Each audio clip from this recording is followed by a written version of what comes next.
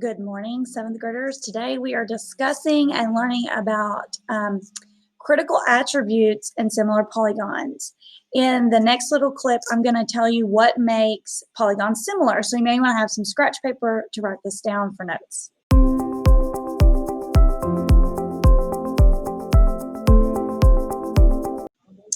Okay, so before we can talk about are these polygons similar, we need to know what makes polygons similar. We also may need a refresher on what is a polygon. A polygon is a figure with more than one side and more than one angle, okay? So a circle is not going to be considered a polygon. It does not have any sides, okay?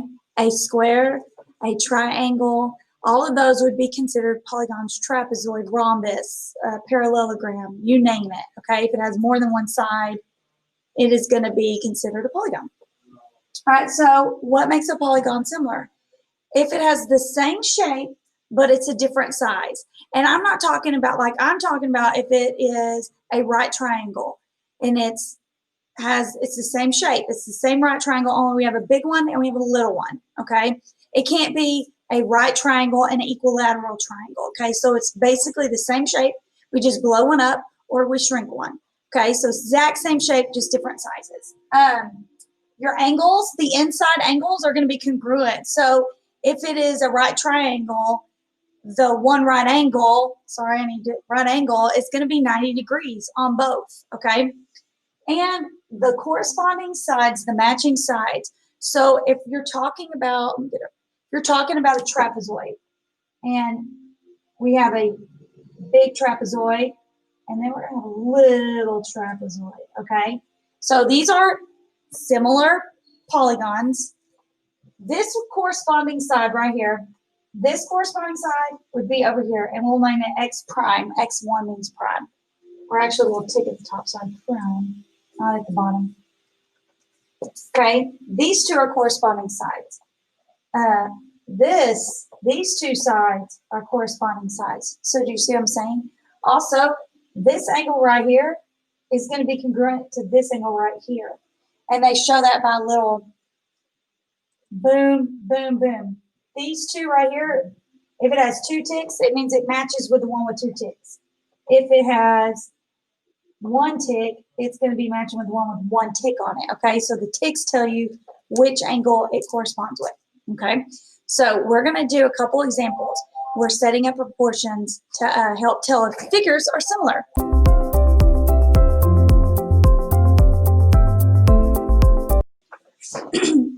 Okay, so let's look at these examples. So yes, I'm an amazing artist. I know you don't have to tell me, I get it. I missed my calling, should have been an art teacher, but here I am teaching math.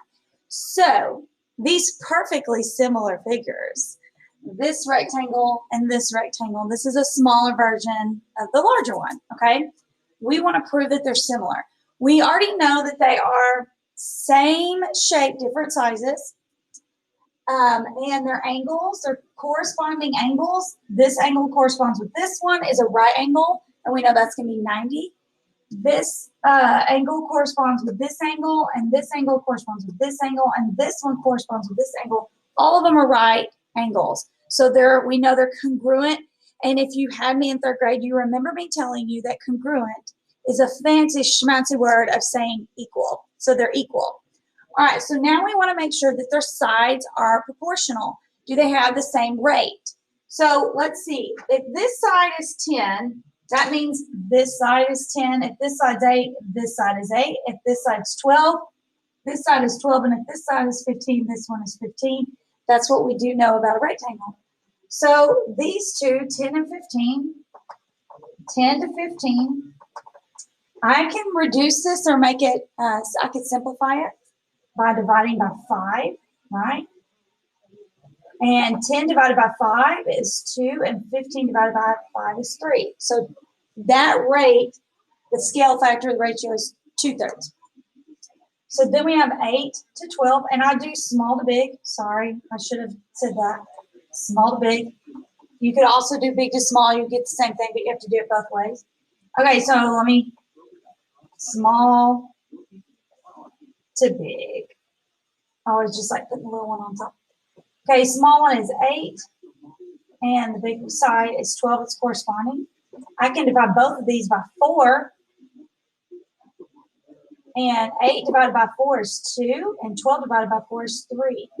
These two are the same, so we can assume that their sides are proportional, okay?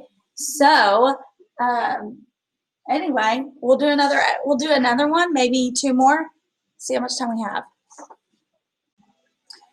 Okay, I also want to just add that I'm only doing 2 examples with you. You probably need to do more, and a good thing for you to do would be to go to your textbook and go to chapter 4, lesson 2, and do the self-check quiz.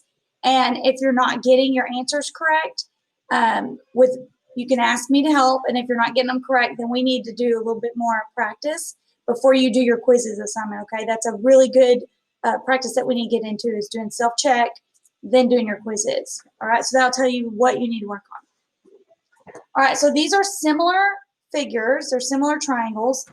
What the difference in these are is this one's tilted. So really like this way. So really, I would redraw it and like this, and it would be X here, and then 3.5, and then this would be 5. Okay, so, and it would still be kind of opposite, but it would be 1, 2, 3, 1, and then it would be 2, sorry. All right, so this is different than what I told you in the first. I told you it'd be like this, because that's how it was when I was growing up, but apparently the books changed it to little rings. So this corresponding angle is congruent to this one, and this corresponding angle is congruent to that one, and this one is congruent to this one. So first you want to do is we're going to set up our labels, small to big. Okay, we do small. We're trying to find a missing side, and we know they're similar triangles, so they're going to be proportional. So we got to find the missing side. And this is obviously our missing side. And its corresponding angle that goes between these 3 and this one, these 3 and this one is 8. So the big one is 8. And then I want to do this along the hypotenuse. So here's the hypotenuse here, 3 and 2, 3 and 2. Do you see all these angles? It falls in between. So the small one measurement is 5, and the large one is 20. So since these triangles are similar, we know that we can set up a proportion and we can find the missing side length. So we do like we always do, cross multiply and divide. We're going to cross multiply. So it is 20x is equal to 8 times 5. 8 times 5 is 40. So 20x is equal to 40. And we've got to get rid of the 20. Divide by 20. Divide by 20. And I always drop those zeros off. And 4 divided by 2 is 2. So this missing side would be 2. The way I like to do it is not all fancy algebraic like that. I like to just cross multiply and then divide, because that's what you do. Multiply what you can, 8 times 5, which is 40, and then divide by 20. And you know 20 will go into 42 times 2 times 20 is 40. 40 minus 40 is 0. You can do it either way. You can do the algebraic way or cross multiply what you can and divide. It's up to you.